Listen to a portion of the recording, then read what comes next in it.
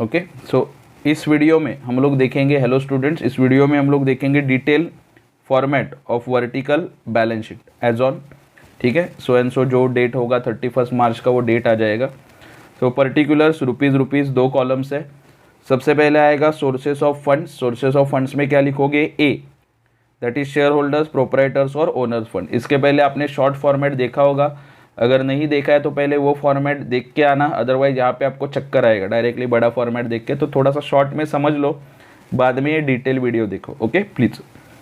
सो ए share holders, proprietors और owner funds, उसमें आता है share capital.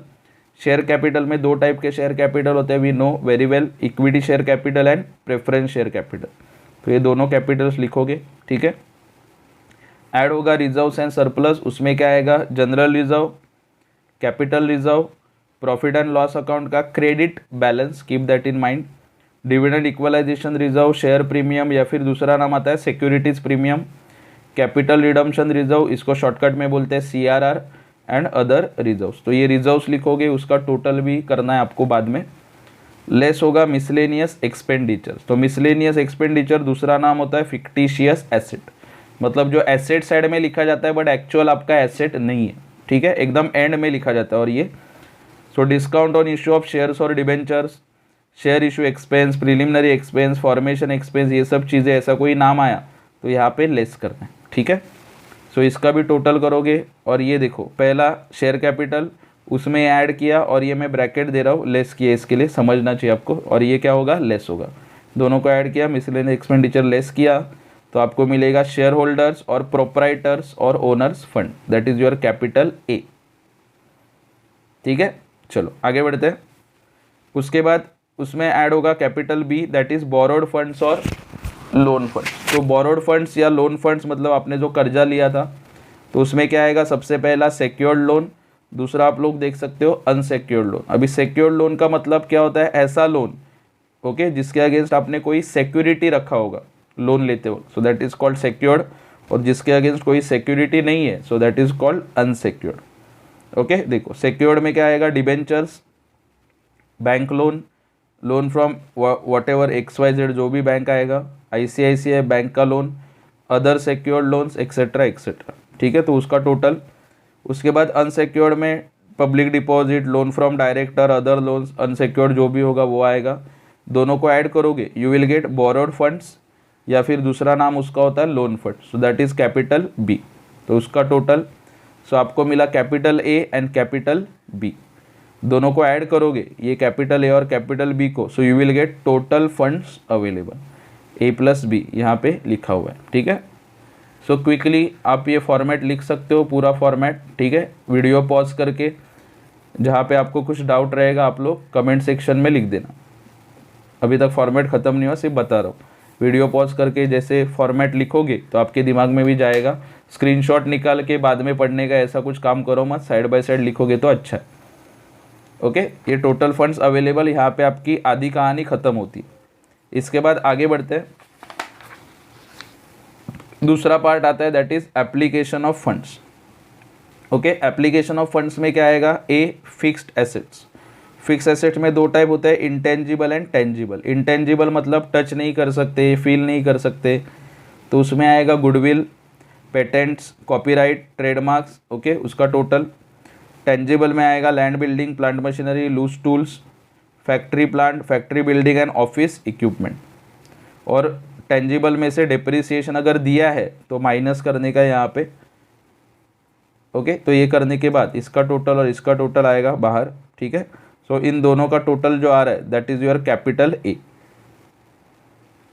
Okay, this is your capital A, जो भी टोटल होगा वो।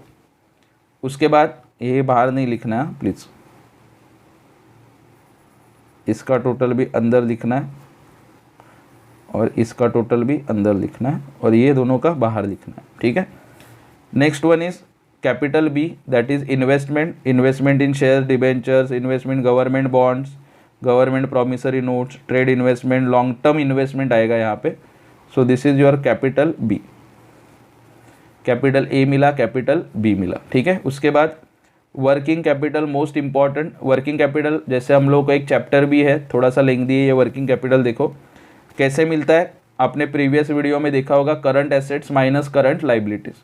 तो करंट एसेट्स में क्या क्या आएगा, करंट एसेट्स में क्विक, तो क्विक एसेट्स का मतलब ऐसा एसेट जिसको आप क्विकली कैश में कन्वर्ट कर सकते हैं, और जिसको क्विकली कैश में कन्वर्ट नहीं कर सकते उसको बोलते हैं नॉन क्विक, ठीक है।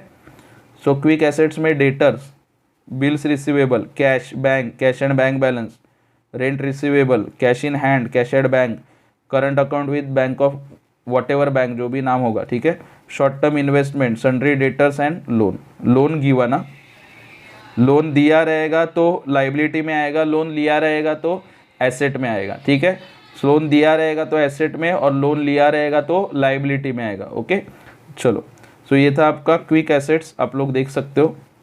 उसके बाद आएगा non quick assets. Non quick का मतलब होता है कि जिसको आप क्विकली कैश में कन्वर्ट नहीं कर सकते।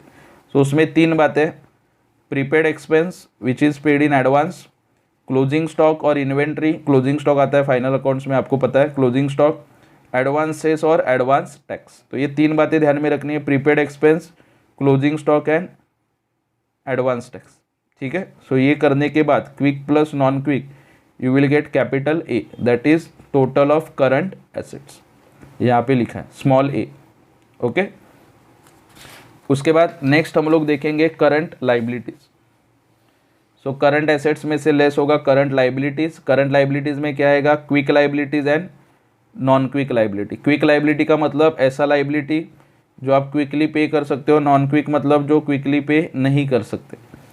सो क्विक में आएगा creditors, outstanding expense, provision for tax, propose dividend, bills payable, outstanding rent, prepaid expense, expenses पे करना जो बाकी है, owing, sundry creditors, income received in advance, पहले इनकम मिला मतलब अभी सर्विस देना है, फिर गुड्स सप्लाई करना बाकी है, so it's a liability. Tax provision, provision for income tax, accounts payable, tax payable, advance received and creditors for goods.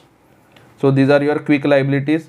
तो इसको ध्यान में रखना ज़्यादा डिफिकल्ट नहीं है। कैसे, नॉन क्विक में देखो एक ही नॉन क्विक है, दैट इज़ बैंक ओवरड्राफ्ट। तो अगर नॉन क्विक ध्यान में रख लिया, बचा हुआ क्या रहेगा, क्विक करंट में, ठीक है। तो ऐसे आपको ध्यान में रखना। सो आपको कैपिटल ए मिला था करंट एसेट्स, और ये स्मॉल ए मिला था करंट एसेट्स, और स्मॉल बी मिला current liabilities. So you will get total of current liabilities small B. तो स्मॉल ए में से स्मॉल बी माइनस किया तो आपको मिलेगा working capital, that is capital C, ठीक है।